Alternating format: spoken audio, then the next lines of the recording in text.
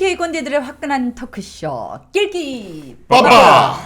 자, 이번에는 이 보수 혁신하면 우리가 계속 그 인적 쇄신을 주로 얘기를 합니다. 뭐 친박 바꿔라, 물갈이 해라 이렇게 얘기하는데 사실 보수하면은 대구 아닙니까? 네. 이 과연 대구라는 도시의 그 정치 지형적인 위치는 어떠한 것인지 과거부터 현재까지 그 한국 근현대사의 대구 이걸 오늘 한번 좀 얘기를 나눠봤으면 좋겠어요. 우리 역사에 관심이 깊으신 간지남께서 한번 서두를. 예, 지금 대구는 가장 지금 레드 컴플렉스라고 얘기하죠. 지금 붉은색 신드롬의 지금 컴플렉스가 있습니다. 그 연륜을 따져보면 1946년이죠. 11사건, 중립적으로 11사건입니다. 그 우익 쪽에서는 11폭동이라고 얘기하고 소위 말하는 진보 쪽에서는 10월 항쟁이라고 얘기합니다. 사실 그 일제강점기에 네. 예, 경상도 쪽에 네. 예, 사회주의 계열 독립운동가가 가장 많았습니다. 그러게 미국 그 역사학자죠. 브루스 커밍스라 교수가 쓴 책에 보면은 한국 지도에 해방 직후의 한국 지도에 보면 경상도가 빨갛습니다. 전라도 쪽보다 경상도가 거의 빨갛습니다. 네. 그렇게 지금 1946년에 해방되고 그렇죠. 바로 예, 네. 10월 1일 날 그 네. 사건이 생겼는데요. 네. 두 명이 그 노동자 두 명이 그 경찰에 피살 당합니다. 그래서 이게 이제 촉발이 됐는데요. 네. 그 촉발된 계기가 미군정의 그 식량 정책이 잘못됐었습니다. 대구가 식량 부족한 상태였는데 또 저 무식해서 죄송합니다. 네. 이때는 그럼 미 군정하에 아니, 있었습니까? 미군정 시절이죠. 예, 오케이. 45년부터 48년 사이에. 네네. 그래서 거기다가 콜레라까지 발생했어요. 네. 콜레라 환자가 한 2,000명 생겼으니까 그 미군정이 이걸 통제를 못하다 보니까 대구를 아예 봉쇄를 해버렸어요. 거의 물자도 못 다니게 했을 뿐만 아니라 사람도 못 다니게 했으니까. 네. 그러니까 대구 시내에서 식량기근이 생겼을 거 아닙니까? 네. 여기다 안 그래도 그 9월 노총에서 노동자 그 단체에서 네. 총파업에 들어갔습니다. 철도 총파업부터 총파업에 들어간 상태였거든요. 아, 이때도 벌써 노조가 있었어요. 예, 그렇죠. 전평이라든가 뭐 이렇게 그 노조가 있었습니다. 네. 총파업에 들어간 데다가 이게 터지니까 이 경찰이 또 그때 당시만 해도 친일 경력자들이 대부분 또 경찰이었습니다. 그러다 보니 그런 반감이 있는 데다가 이러다 보니까 사실은 이게 어떻게 보면은 뭐 우익 쪽에서는 공산주의자들이 그 선동한 자익폭동이라고 이야기합니다만은 사실 식량폭동이었습니다. 네. 식량폭동이었고, 근데 이게 어느 정도로 심했는가 하니까 제 고향 마을에도 거의 한 30%쯤 되는데 한 6, 7집이 11폭동 가부였습니다. 그럴 정도로 번졌는데요.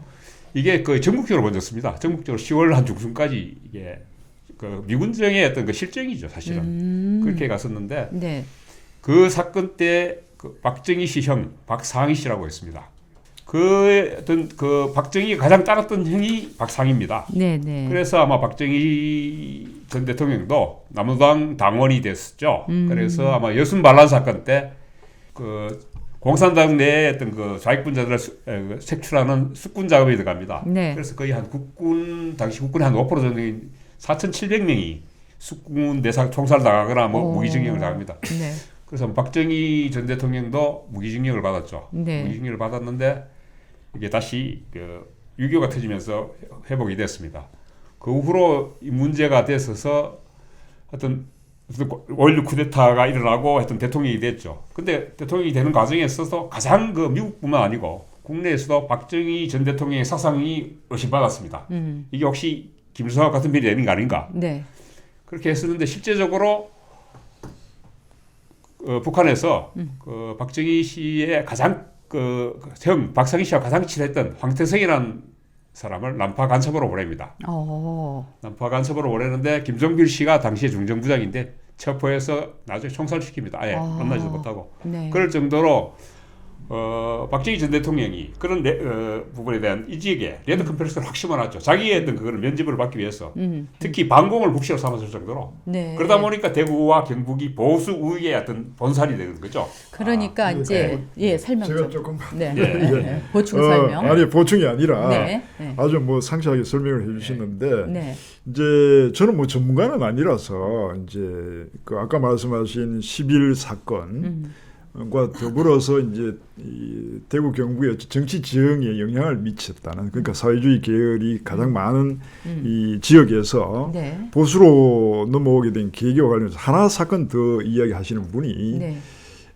인혁당 사건을 이야기합니다. 64년에 1차고 네. 2차가 74년에 인혁당 사건이 있었는데 네. 네. 어쨌든 인혁당 사건에 대한 뭐 이제 뭐 여러 가지 평가도 있습니다만은 인혁당 사건에서 75년 2월인가 하여튼 8부 사형 집행을 함으로써 아까 말씀하신 그 사회주의 계열의 사상을 가졌던 이 전체 사회 분위기가 네. 8분을 사형 집행을 해버리고 나니까 이제 레드 콤플렉스라고 이야기했습니다만은 더더욱이 소위 말하는 시가 말라버리는 좌파의 시가 말라버리는. 그러니까 네. 좌파 성향을 가지신 뭐 그 사람도 그렇고 또 그런 분위기가 워낙 이제 살벌하니까. 살벌해지니까 네. 없어지고 네. 또 이 부분에서는 이제 뭐 소위 말하는 지도자들이 없어지면서 네. 지형이 바뀌었다. 네. 그것이 이제 제대로 된 보수 가치로 새로 이제 이전한 것이 아니라 네. 공백이 이루어짐으로써 마치 대구 경북이 또 그 다음에 이제 뭐 군사 정권이나 뭐 정권 창출의 주역들이 생기고 하면서 네. 이 지형이 이제 보수고 수구고 뭐 네. 이제 막말로 꼴통까지 이렇게 듣게 된 계기가 되어버렸다는 네. 것입니다. 네. 네. 거기서 또 이어서 지금 또 최근에 또 지금 그 반일 종족주의라는 책을 쓴 사람이 있죠. 이영훈 교수요. 네, 이분이 대구 출신입니다. 그래서 지금 김부겸 지금 수성갑 의원의 큰 처남이죠. 그래요? 예, 큰 처남이신데 그 노선이 다르시네 그러면 두 분이. 그것도 그 밑에 또 아마 밑에 동생하고 김부겸 의원하고 친구예요. 네. 그분은 그 진보계열 목사예요. 그래서 지금 형제간에도 좀 네. 사상이 많이 다른데. 네. 이분이 또 대구 출신이라는 부분에서 저는 참 가슴이 아픕니다. 안 그래도 지금 대구가 박정희 정권 이후에 지금 거구 우익의 본산 도시가 돼버리는데 이제 반일 종족주의는 책 때문에 극자에서 이제 극우로 지금 예, 또 오해를 받는다, 그죠? 예, 이제 그래서 우리는 오해라고 합시다. 극자와 극우를 이제 오가는 지금 대구의 정치 지형인데 네. 국자에서 지금 극우로 왔죠. 지금 네. 극우로 왔는데 이게 전 사실 아주 태형적으로 지금 얘기 계속 반복되다 보니까 그런데 제가 사실 1990년경에 일본 전역을 취재한 적이 있습니다. 강제징용 8.15 네. 특집으로 네. 강제징용 현장을 찾아다녔었는데요. 그 당시에 오키나와부터 제가 삿포로까지 다 갔었는데 가는 데마다 일본 사찰에 가보면 무연고역을들이 있습니다. 조선인 징용자의 무연고역을들입니다. 무연고. 예, 무연고역을인데 네. 가족을 못 찾아서 못 돌려보낸 유골들이죠. 네, 네. 그걸 사실 우리 정부가 방치하고 있다는 것도 문제였지만 그렇죠. 그럴 정도로 사실 많은 사람이 죽었다는 거죠. 징용 현장에 가서. 네. 그런데 좀 이분은 좀 이영훈 씨라는 분은 강제징용과 징용과 그 위안부 문제를 강제성이 없었다. 뭐 이런 쪽으로 얘기를 하는데 제가 그 당시에 갔다 와서 기사를 쓰고 난 뒤에 많은 분들이 저를 찾아왔습니다. 그 미쓰비시라든가 이런 일본 그 군벌들의 어떤 그 군표를 가져와서 이걸 다시 돈으로 바꿔줄 수 있느냐, 받을 수 있겠느냐 이런 식으로 얘기를 하는데. 그러니까 네. 징병 갔다가 오셔서 예. 그건 있는데 돈은 못 받으신 예, 분들이 그렇죠. 이제 예, 생존하신 분들이 예, 그나마 그분들은 살아 돌아오신 그렇죠. 분들이죠. 예. 돈도 못 받고. 예. 그럴 정도로 그런데 참 이런 그 친일 세력들이 친일 이게 뭐라 그래야 되나? 누가 뭐 토착 외구라 그랬는데 이게 토착 외구 정도가 아니고 이거는 저는 뭐라고 표현할 방법이 없을 정도로 사실 참 좀 분노감 예. 같은 근데 게 이런 있으신 것 사람들이 같네요. 또 네. 일본 가서 기자회견까지 했어요. 가서 회견하면서 그 대법원의 강제징용 판결에 뭐 문재인 정부가 영향을 미쳤느니 이렇게 하는데 문재인 정부가 밉다고 마누라 밉다고 세 가지에 불질러야 되겠습니까? 이거? 예? 그러면 안 되죠. 지금 베스트셀러예요. 예, 이게 저기 일본 서적 이 반일 저희 정적주의가. 문재인 정부가 밉다고 해서 네. 이렇게 참 막말을 일삼아서는 안 되죠. 예. 네. 그래 뭐 어쨌든 이제 아까 뭐 최초 시작이 이제 우리가 보수 혁신 이야기를 하면서 혁신이 그냥 인적 쇄신 지금까지 어떤 기득이나 아니면은 지금까지 정치 리더로 역할했던 분들 물러나라 뭐 이게 중요한 것이 아니라 지역의 역사적인 흐름 속에서 오늘 이 근대만 볼 것이 아니라 과거 우리 이 대구 경북의 이 정치적 어떤 성향 이런 부분까지 다 고려를 한다면은 대구 경북이 이 이제 외부의 어떤 정치적 흐름이나 또 외부의 단편적인 역사적 사건 때문에 과연 이 그 정치적 성향이 그렇게 뭐 흔들린 것은 아니지 않느냐. 네. 그래서 독자적인 정치적인 성향들을 가지고 있다 여전히. 네.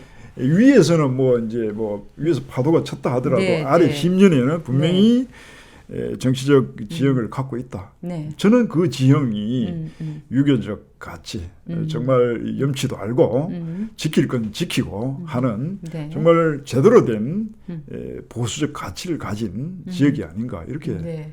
평가를 해야 되지 않나 이렇게 네. 자, 생각합니다. 오늘 분량면에서 매우 불리하신 예. 홍 반장님의 제가 오늘 사실은 그 세탁소에서 양복을 빌려 입고 이렇게 나왔습니다. 빌린 나왔는데 양복이 아닙니다. 아니, 이렇게 사이즈가 근데 정확히 제가 보면. 분량이 적어서 네. 오늘 집에 가면 약간 맞습니다. 근데 얘기하십시오. 그 지금 우리 대구 경북의 그 뭡니까 그 위치 입장 한국 정치사에서 네. 돌이켜볼 필요가 있습니다. 네.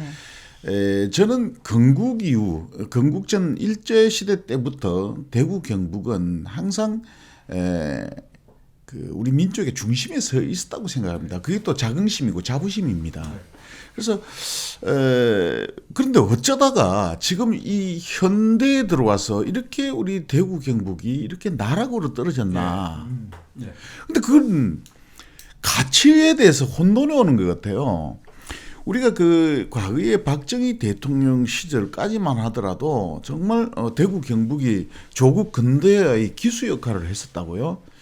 그러다가 이제 80년 서울의 봄이 오고 그다음에 87년도 민주화 운동이 종착점으로 이제 오는 그 과정에서 마치 대구 경북 사람들은 수구 꼴통 이런 이미지를 정치적으로 덮어 씌우고 또 대구 경북에 있는 사람이 마치 뭔가 크게 잘못한 것처럼 이렇게 하다 보니까 수세에 몰린 상황이었어요. 그런데 보세요.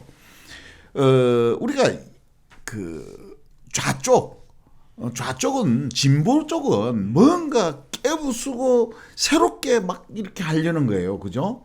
그러니까 무책임해요. 그렇게 새롭게 뭘 하려는데 보수는 뭡니까? 지키려는 사람이에요. 뭘 지킵니까? 가치를 지킨다는 거예요. 그러면 자유를 지키고 민주를 지키고 공화를 지키고 우리 헌법 1조 1항을 지키는 거예요. 그걸 지키려고 노력하는 사람이 지키려는 사람이 마치 뭔가 잘못된 사람처럼 되고 깨부수고 막 새롭게 뭐 하자는 게 무슨 이게 정당한 것처럼 하는데 그게 안타깝죠. 그러면은 이제는 뭘 해야 될 것인가? 대구 경북에서 우리가 지켜야 될 가치가 뭔가를 주창하는 사람이 있어야 되고 네.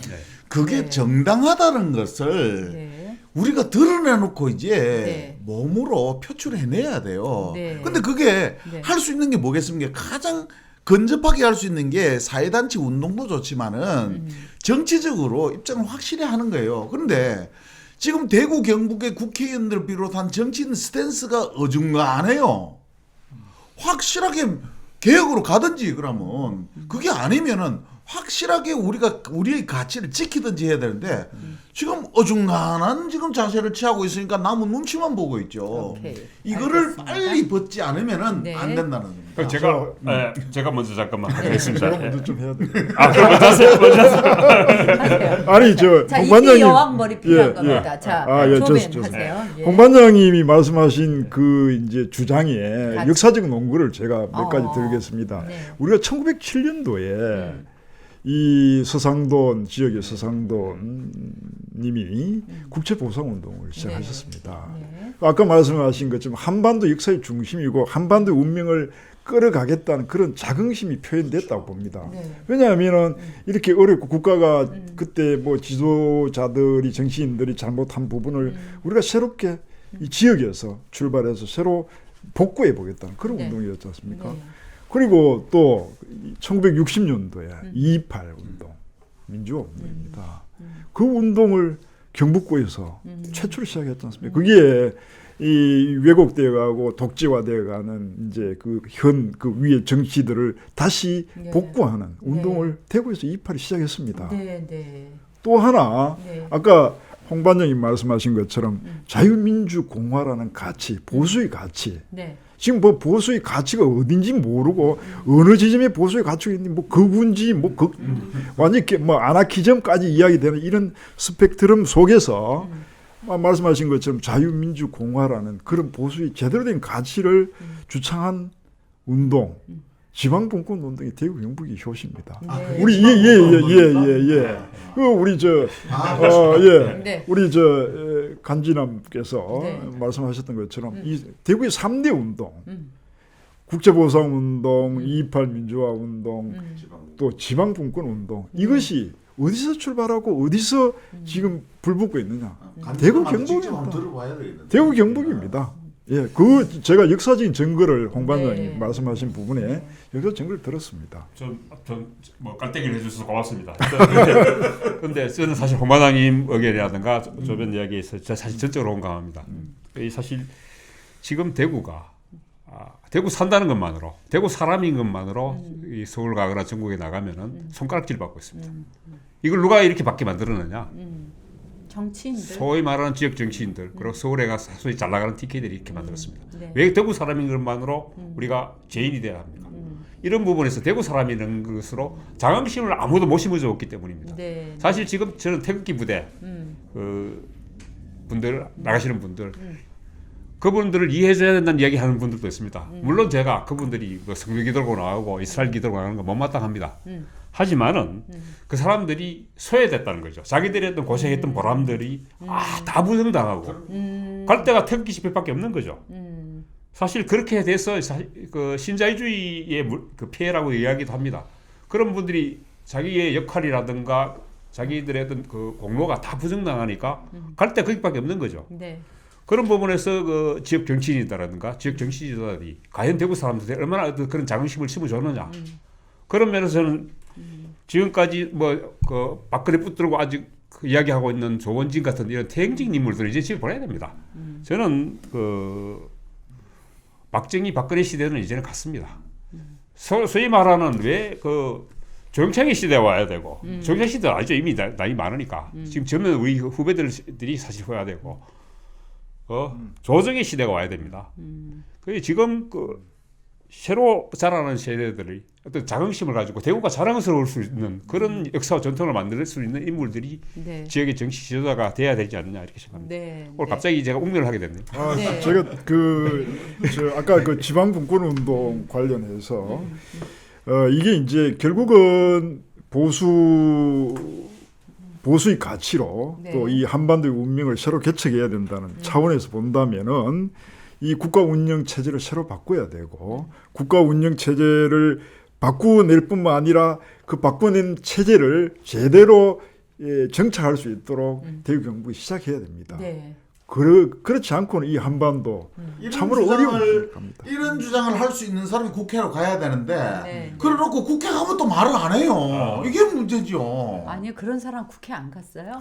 지금까지. 그러니까 지금부터 보냅시다. 네, 네.